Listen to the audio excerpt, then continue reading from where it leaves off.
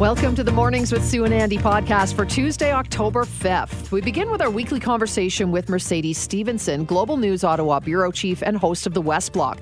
This week, we look back at Canada's first ever National Day of Truth and Reconciliation and the controversy surrounding how Prime Minister Justin Trudeau spent his time that day vacationing with his family at a Tofino resort. Next, we speak with Dr. Ted Jablonski, our on-call family physician. Dr. J brings us the latest details from a new study about the coronavirus Delta variant, including stats on how much more of an impact the strain has compared to the traditional COVID-19 virus. Then, ahead of the upcoming civic election, we look at the future of transit in our city. We speak with a mobility consultant and former senior transit planner for the city of Calgary for his thoughts on how our current system ought to be reimagined to better serve we Calgarians. And finally, it's another edition of Tech Tuesday, from a worldwide Facebook outage to the latest venture for Amazon and the most popular emojis in Alberta. We catch up with the gadget guy, Mike Yanni.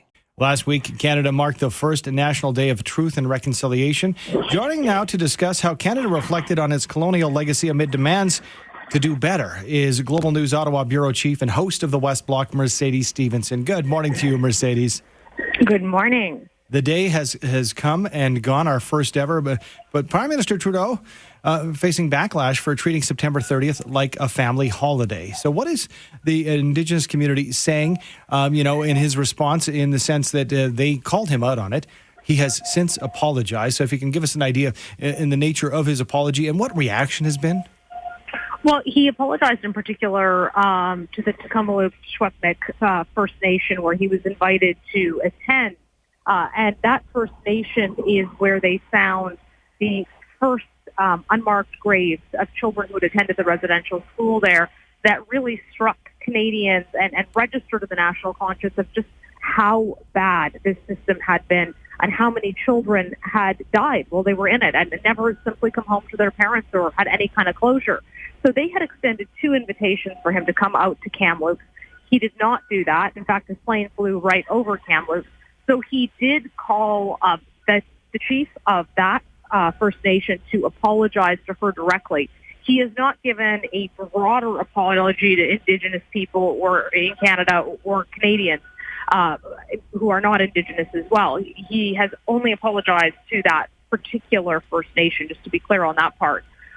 We don't know exactly what he said because there's no transcripts of the call. There's no recording of the call. But his office says essentially that he apologized to her and that he told the chief that he will be coming in the near future. Mind you, he has been saying that since they first discovered those unmarked graves in Kamloops.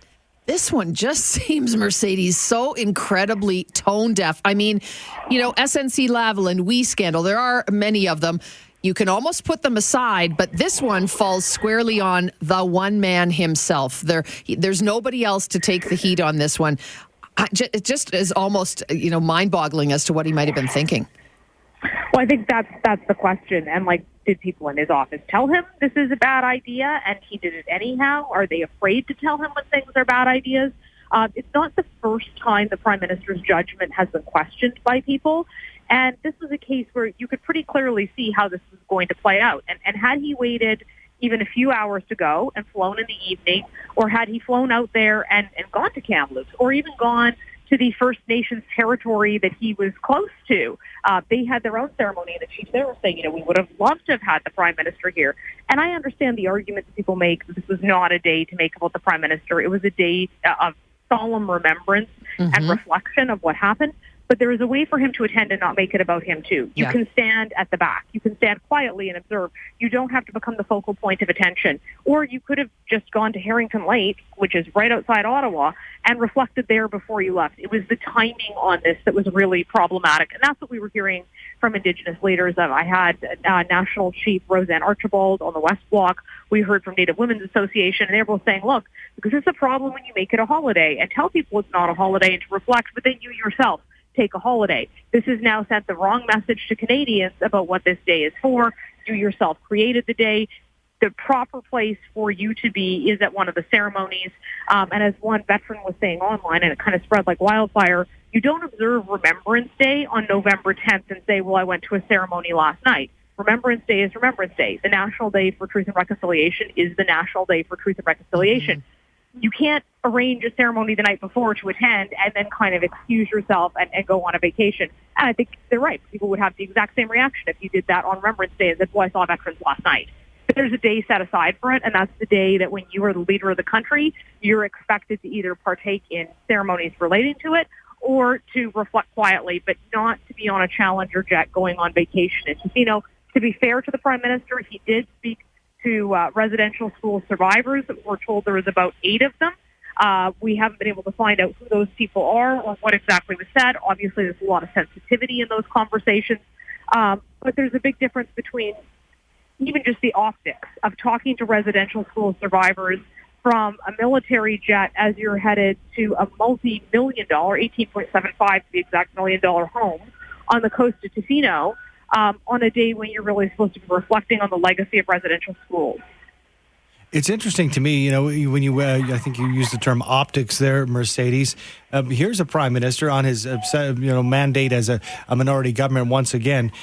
But, the optics, if this was another party, or maybe if we were watching another country, he's been through the blackface scandal, Jody Wilson-Raybould, SNC-Lavalin, now this.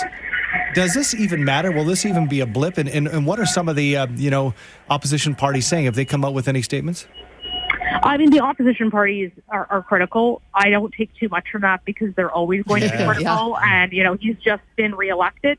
He's not in any danger that the opposition are going to bring him down over it. Where the danger actually is for him is internally in his own party. There were senior Liberals who looked at this and kind of said, you've got to be kidding me.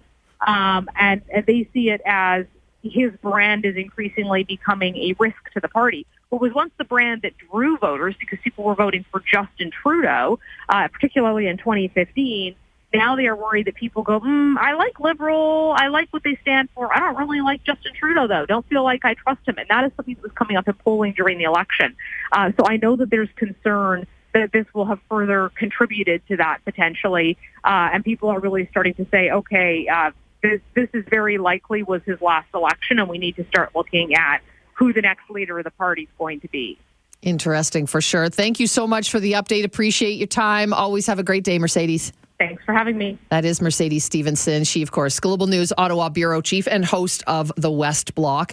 And it's too bad that, that took focus away from the day itself. It did. It's a shame. It shouldn't have. And that rests squarely on the Prime Minister. Do you know that saying is something, and I'm going to mess it up and fudge it because that's what I do, you'll be treated, people will treat you the way you allow them to treat you. Mm-hmm. And to a certain extent, I listed off the scandals and, things of note that have been talked about when it comes to Justin Trudeau.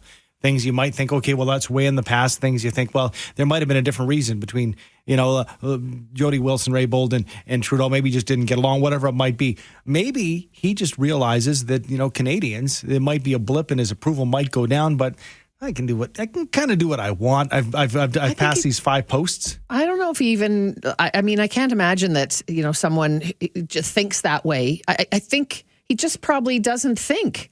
That's what it feels like. Because, you mentioned the other scandals and you can almost put them off on, there's a larger picture there, right? Yeah. But this one is just one person who made a really stupid decision. I don't know. Like, even if you're a Trudeau supporter or, you can give him a pass on some of the other stuff. This one, it just takes the cake. Did he not, I might be mixing things up here, early in the pandemic, say nobody should be leaving where they are, kind of stay put. We're not locked down, but stay put.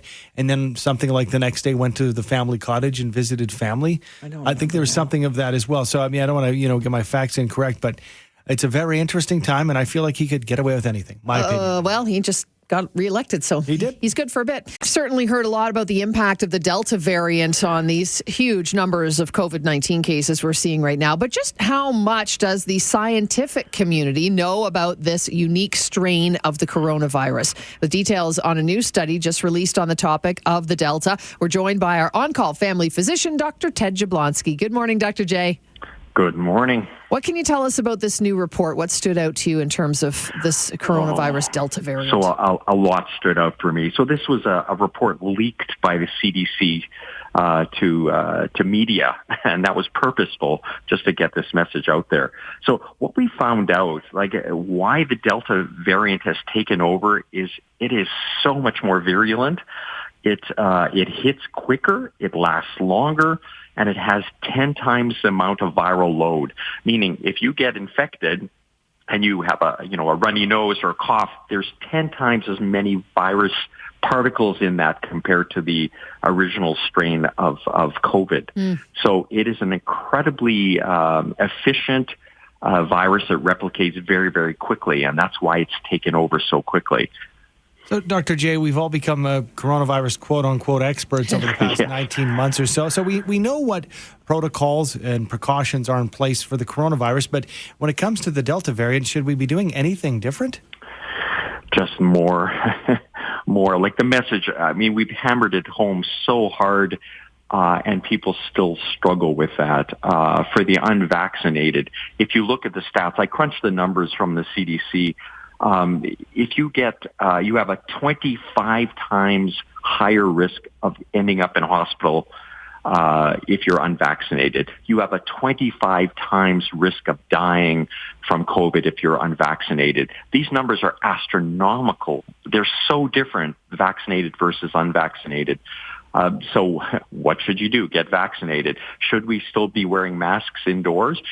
This is a very contagious variant. So they say it's equivalent to how chickenpox will spread, which is very, very quick and very efficiently. So should we wear masks indoors? If we're concerned we can keep our social distance, absolutely. Thanksgiving coming up, should we have people who are unvaccinated at our Thanksgiving dinner table? Perhaps not. Or that dinner table should be outdoors in our yard and not indoors at all.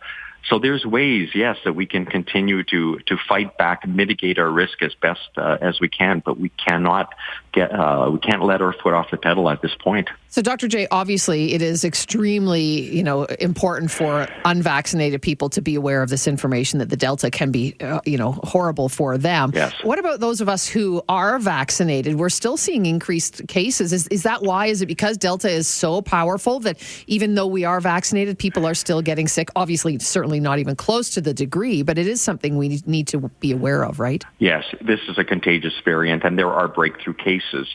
So even being double vaxxed, you still have a risk of picking up this Delta variant. Now, you might not be as sick as if you're unvaccinated. You probably won't end up in hospital, and your chance of dying is exceedingly small, but you could still pick it up. So you still have to take the precautions, even if you are double vaxxed, unfortunately. And that really sucks. That I have to say that from a medical point of view, but that's the reality just because of how contagious this variant truly is. Thanks for your time. Thanks for the info, Dr. J. We appreciate it. Okay, you betcha.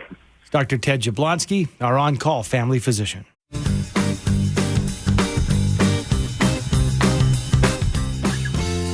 Transit use has plummeted during the pandemic. Will it ever return to pre-pandemic usage numbers? What can be done to draw transit riders back? And are there some cities that we can look at around the world, maybe just across even our country, for examples of improving our transit system? To answer some of these questions, we're joined this morning by David Cooper with Leading Mobility Consulting. He's also the former senior transit planner for Calgary Transit. Good morning, David. Thanks for joining us.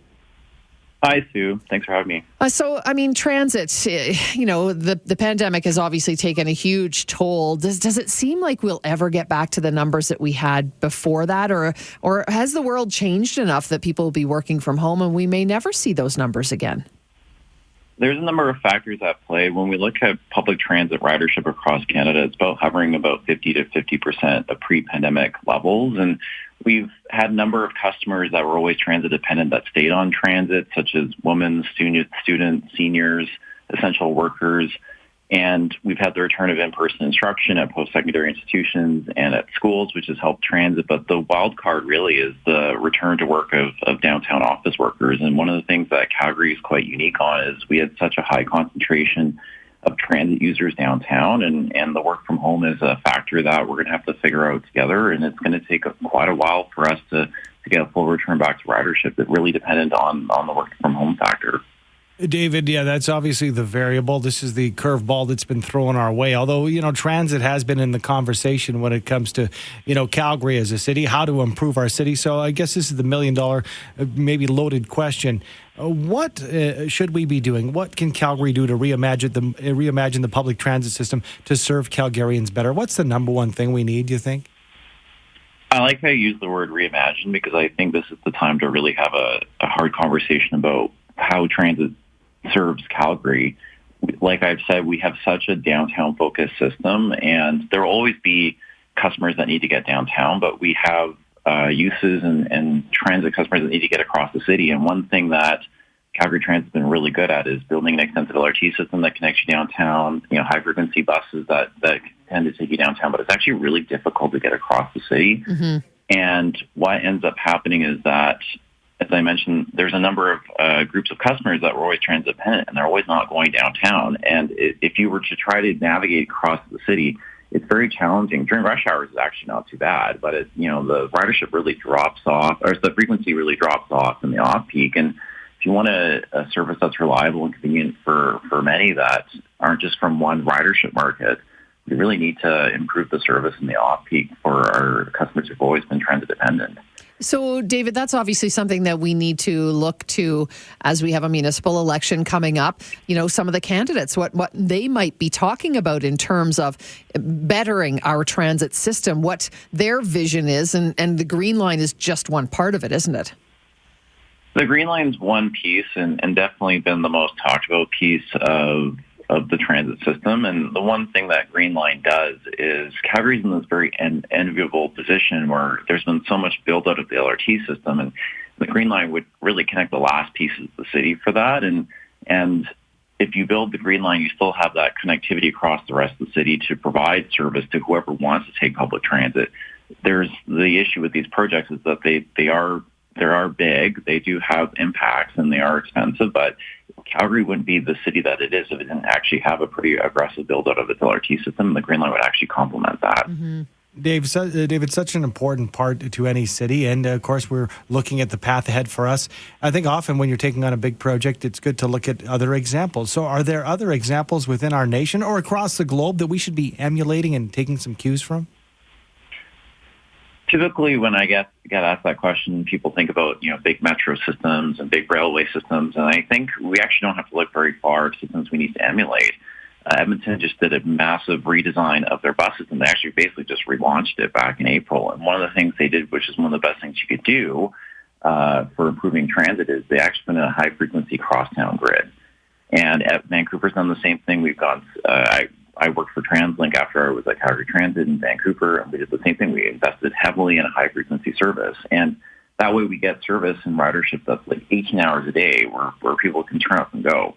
And same thing in Montreal's done it, Vancouver's done it, but Calgary hasn't done it. And a lot of it's been so much focus on the LRT system at the expense of the bus system, and that's something that we really need to look at.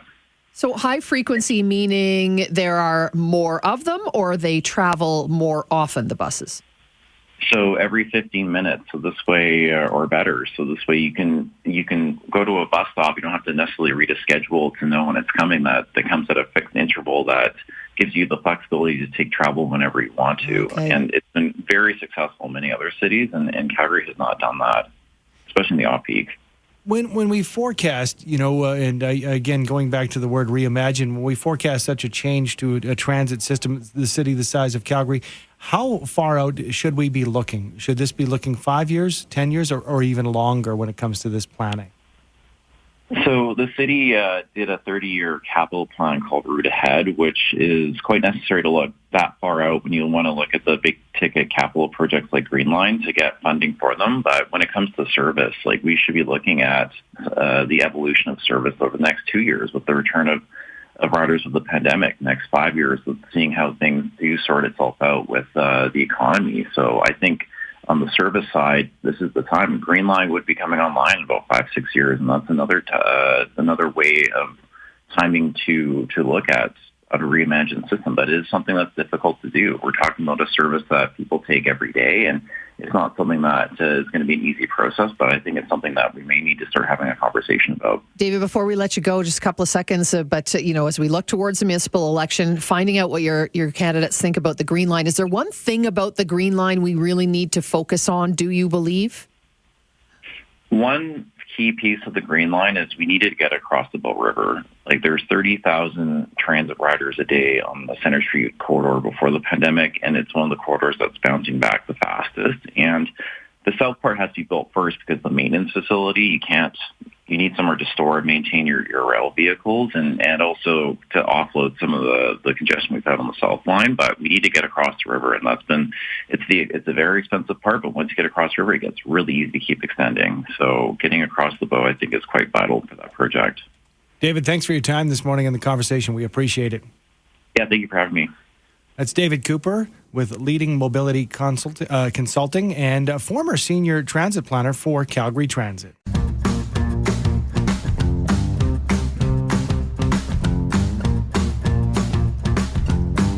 Going to have an update on how Amazon's doing and what they've been up to. You'll get what I mean by up in a second. So, also, emojis, still very popular. But first, Twitter was buzzing thanks to Facebook, Instagram, and WhatsApp being out yesterday. But there is some good news as we're hearing that no user data has been compromised. That's according to Facebook. With the details and all we know about it, it's the gadget guy, Mike Yanni, with us on his regular Tech Tuesday segment. Good morning to you, Mike. Good morning. Good morning. Did you guys notice when Facebook went down yesterday? Maybe a little. Who didn't? I didn't. I only knew it was down because I was using WhatsApp at the time for work, and it went down, of course, as well as Instagram. So that's what clued me into something was going down. But this was the biggest outage for Facebook since 2019. You might remember back then it went out for 24 hours. It was awful. This one was only 6 hours. But still, a lot of people feeling it right across. And now Facebook is saying they know why it went down for 6 hours. They're saying configuration changes to its servers and routers. They had to reset all the servers manually. So, of course, that took time. But what I found interesting about this was Mark Zuckerberg's wealth. He dropped in the standings. Did you hear about this? No. The standings of the richest people in the world, he went from number 5 to number 6. Ooh. Like $7 billion or something like that, wasn't it, Mike? Incredible. Just in that time. Falling just behind Bill Gates now. I'm so worried about his future I now. know. But, what's he going to do? Yeah. Hard not to feel sorry for him. I'm glad it's back up and running. I didn't know what Sue was going to do with herself, so that's good news. We'll talk about another heavyweight, Amazon, and I was saying what they've been up to. Tell us about Amazon. Right. They sell just about everything, right? Their ebooks, subscriptions, video, audio, video game services now. Now home security looks like it's going to be their next big thing. So they already, of course, have the Ring devices, the video doorbells, but they've introduced a couple new products in the coming year. One is a surveillance drone. So this is for inside your house. Oh, I thought this would be flying over your house when you said drone. No, it's inside your home. So when you leave, the drone can listen for sounds and it can take off and actually roam around your house and shoot videos so you can get live feeds on your smartphone or, of course, pre-recorded clips. $250 US, so it's not going to be cheap. It can only fly for about 5 minutes. But I think the one that's more interesting is Astro. Astro is this little robot, and he's actually pretty cute. He's almost like an iPad on wheels. And it roams around your house, and it has a telescopic camera, so we can see, up tall above counters. The idea is, of course, it's going to look for things around your home when you're not there. You can get a live view. It can listen for things like breaking glass and go and investigate. But they want it to be more than just security. They also have a cargo bin in it. It can do facial recognition. So you can say, hey, Astro, please take this can of pop to Andy. And he'll actually find you in your home, Andy. So we can be even lazier. That's great. Right? And because it has a screen, it can play music, podcasts, and videos and follow you around the house as you're doing your chores, and you can keep up with the latest, whatever, movies or soap operas, whatever you want. That's outrageous. If it vacuums while it's doing that, maybe I'm in. Hey, Mike, can you hang on for just a minute? We'd love to chat with you more about the emoji issue for us here in Alberta. Do you have a couple of minutes you can wait and come up next segment? I sure do. Okay, hold on. We'll be back with the gadget guy, Mike Yanni, in just 2 minutes. Back with us on this Tech Tuesday is gadget guy Mike Yanni. Mike, thanks for hanging around. Hey, we wanted to not let this go because it affects all Albertans, but apparently there's been quite the deep dive into which emojis Canadians use the most, and we Albertans stand out from the rest of the country. How so? We do. We apparently use the most scandalous emojis of all Canadians. What? Like the eggplant, or what are we talking? Yeah, the eggplant and the peach. Apparently, Albertans use them the most compared to any other province. We like our fruit. We like our vegetables. Yep. Yep, exactly. Going with that? Okay.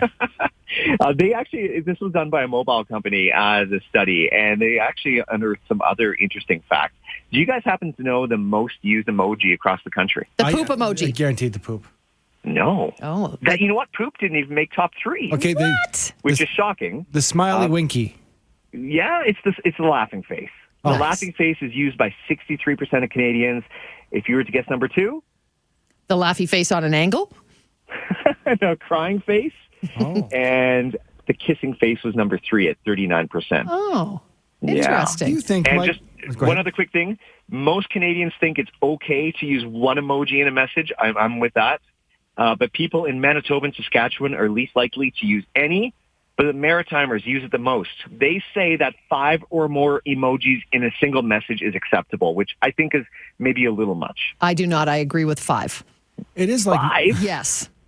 it is like I've got things to say with my emojis. modern day hieroglyphics. Yeah, well, that's my thing. So you use them more than I do. Yeah. Mike, you and I have texted back and forth for years. You don't send the kissy face to each other? I don't use them too often. But I mean, is it important, you think, for people over 40 to understand these emojis? Because sometimes my kids use them. I don't even know what they mean.